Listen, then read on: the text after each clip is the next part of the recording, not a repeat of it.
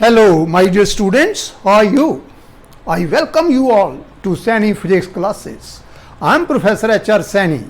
My aim is to make physics an interesting, easy to understand and a scoring subject for you. तो प्यारे बच्चों, आओ शुरू करते हैं आज का टॉपिक। और जैसे कि आपको पता है, हम पढ़ रहे हैं second chapter, that is electrostatic potential and capacitance. और उसमें जो आज टॉपिक हमने डिस्कस करना है वो है कि मान लो हमारे पास एक पैरेलल प्लेट कैपेसिटर है जिसको हमने बैटरी से कनेक्ट करके चार्ज कर लिया और उसके बाद बैटरी को हटा दिया और उसके बीच में, प्लेटों के बीच में एक डाइलेक्ट्रिक स्लैब हमने इंट्रोड्यूस कर दी। तो हमने बताना है कि ऐसा करने से जो कैपेसिटर पे चार्ज था उस पर क्या फ़र्क पड़ेगा, उसकी कैपेसिटी पे क्या फ़र्क पड़ेगा, पोटेंशियल डिफरेंस पे क्या फ़र्क पड़ेगा, electric field between the plates पे क्या फ़र्क पड़ेगा और energy stored in the capacitor उसमें क्या फ़र्क आएगा। तो let us see how can we do this. तो मान लो हमारे पास ऐसे एक पैरेलल प्लेट कैपेसिटर है, इसको हमने एक बैटरी से कनेक्ट किया लाइक दिस और इसको पूरी तरह चार्ज कर लिया। चार्ज करने से इसकी प्लेटों पे चार्ज आ जाएगा। वो कितना चार्ज आएगा, that charge will be supplied by this battery. वो कितना चार्ज आएगा वो डिपेंड करता है कि कैपेसिटी कितनी है इसकी। तो मान लो इसकी कैपेसिटी है C0 और जो चार्ज आया इस प्लेट पे आ गया प्लस Q0 और इसके दोनों तरफ प्लस चार्ज डिस्ट्रीब्यूटेड है और ये जो प्लेट है इसके अंदर वाली साइड पे चार्ज आ गया माइनस Q0 और this is a charge parallel plate capacitor. अब हमने क्या किया कि बैटरी को हटा दिया, वो दूसरा स्टेप है। एक मैं और फिगर बनाता हूं, ये पॉजिटिव है, ये नेगेटिव है और इसकी प्लेटों में पोटेंशियल डिफरेंस मान लो V0 है, जो इलेक्ट्रिक फील्ड है प्लेटों में वो E0 है, जो एनर्जी स्टोर्ड है वो U0 है और चार्ज मैंने आपको बताया Q0 है। चार्ज Q0 है, कैपेसिटी इसकी C0 है, potential difference between the plates V0 है, energy store electric field E0 है, एनर्जी स्टोर्ड U0 है। तो हमने ये बताना है कि अगर मान लो यही कैपेसिटर मैं ऐसे लूँ, ऐसे करके, और मैंने इसको हटा दिया बैटरी को और प्लेटों के बीच में एक मैंने डाइलेक्ट्रिक स्लैब इंट्रोड्यूस कर दिया ऐसे करके, जो कि इसमें जितना स्पेस है उसको पूरी तरह फिल कर दे, यानी कि दोनों प्लेटों के बीच में जितना स्पेस है उसको फिल कर दिया डाइलेक्ट्रिक स्लैब ने। तो ऐसा करने से ये है डाइलेक्ट्रिक स्लैब।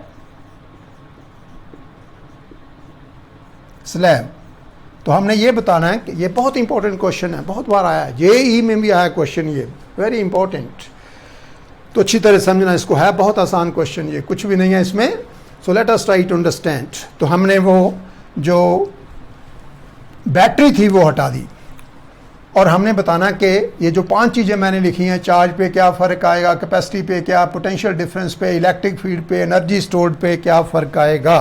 तो मान लो अब चार्ज, पहले चार्ज था, मान लो मैं यहाँ पे लिख देता हूँ initial physical quantities, values of, initial values of physical quantities, initial values of the various physical quantities, the various physical quantities, various physical quantities.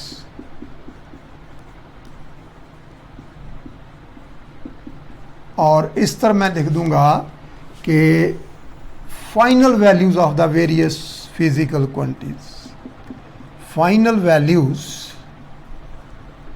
Of these physical quantities, of these physical quantities.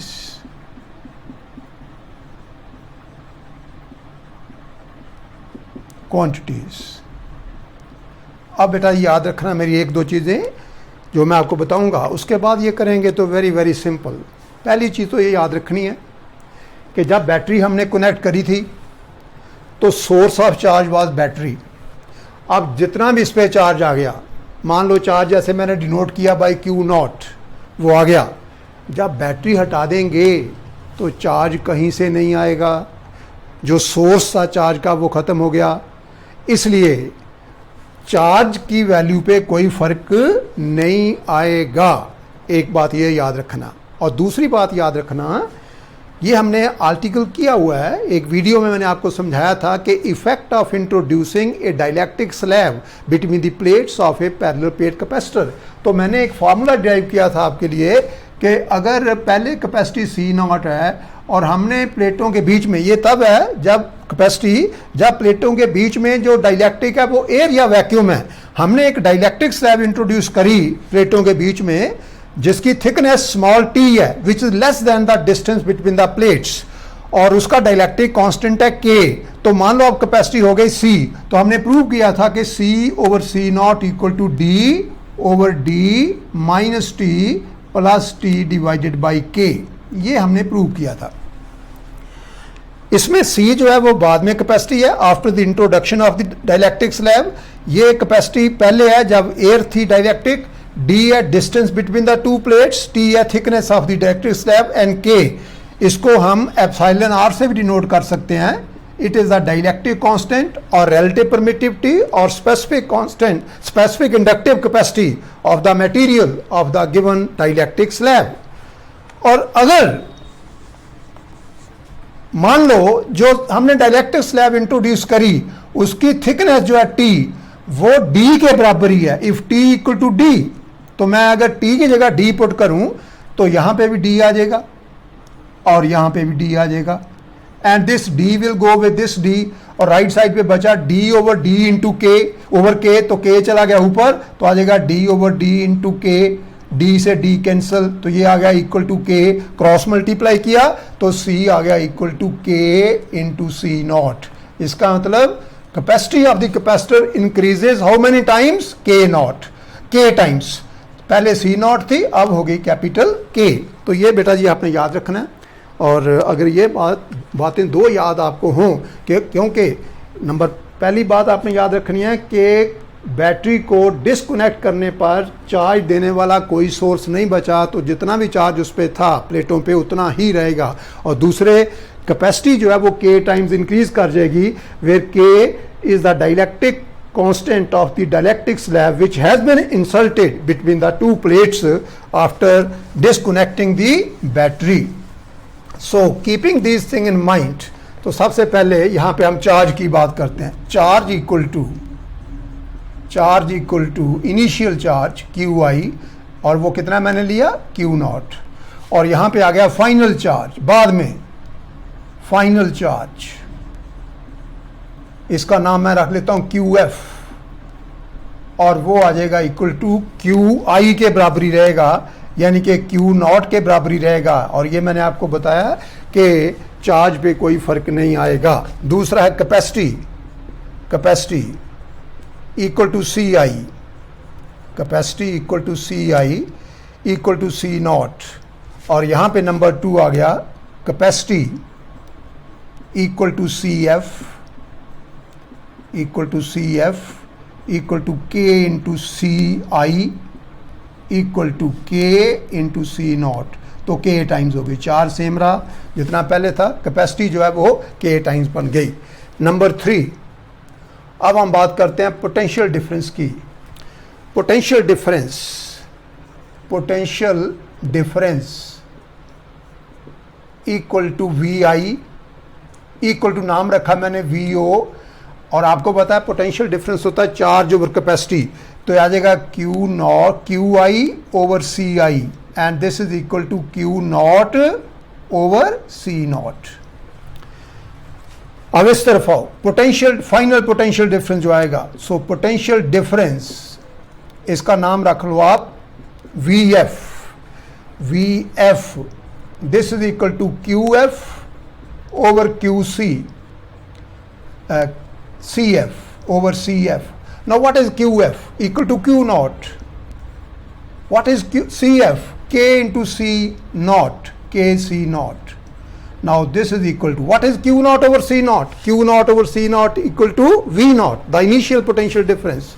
तो ये आ जाएगा equal to V naught over K. So आप देख सकते हैं कि capacity K times increase कर जाएगी, चार्ज सेम रहेगा, लेकिन पोटेंशियल डिफरेंस जो है वो K टाइम्स कम हो जाएगा. अब मान लो कि ये प्लेटों में डिस्टेंस है स्मॉल d, स्मॉल d. अब यहां पे आओ number 4, electric field. Electric field comma EI equal to E naught equal to, you know that electric field is potential difference over distance V naught over D. और यहां पे जो electric field आएगा, electric field आएगा, यह है number 4.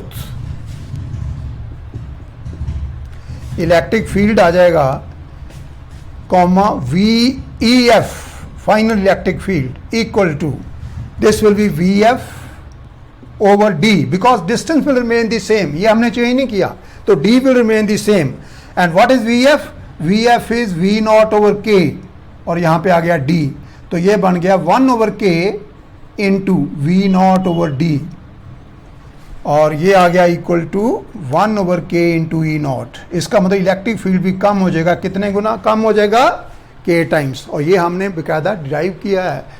Reduced electric field inside a dielectric slab when it is placed in an external electric field. तो उसमें मैंने आपको समझाया था कि whenever a dielectric slab is placed in an external electric field, it gets polarized. तो उसके कारण एक उसके अंदर और फील्ड सेटअप हो जाता है जिसको हम बोलते हैं इंड्यूस्ड इलेक्ट्रिक फील्ड. तो जो नेट फील्ड बचता है उसको बोलते हैं रिड्यूस्ड इलेक्ट्रिक फील्ड, और वो 1 over K times the original electric field होता है. Because K is defined like this, K equal to E naught over E, E naught over E. E को हम बोलते हैं reduced electric field, जो कि यहाँ पे आ गया EF, और किसके बराबर आएगा? E naught by K. तो इसको मैं इस तरफ ले जाऊँ तो E क्या आ जाएगा? E equal to E naught divided by K. तो आप वहाँ से भी ये चीज़ समझ सकते हैं. लिखना तो ऐसे ही है, लेकिन you can write like that also. और पांचवी चीज़ है energy stored in the capacitor. Energy stored in the capacitor, stored in the capacitor, in the capacitor.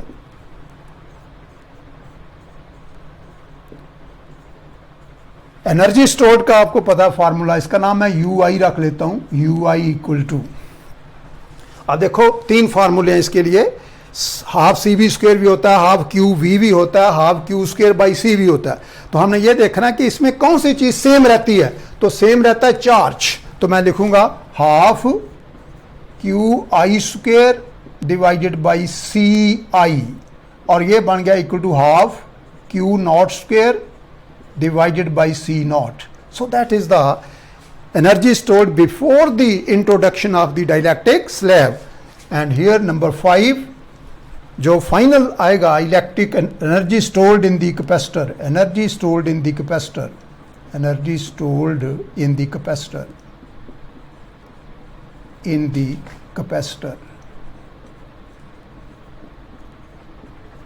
This will be equal to, इसका नाम मैं रख लेता हूँ UF.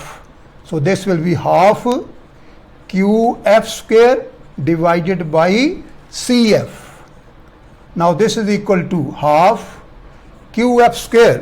QF is Q final, that remains the same, Q naught. तो Q naught square और capacity होगी K into C naught, K into C naught.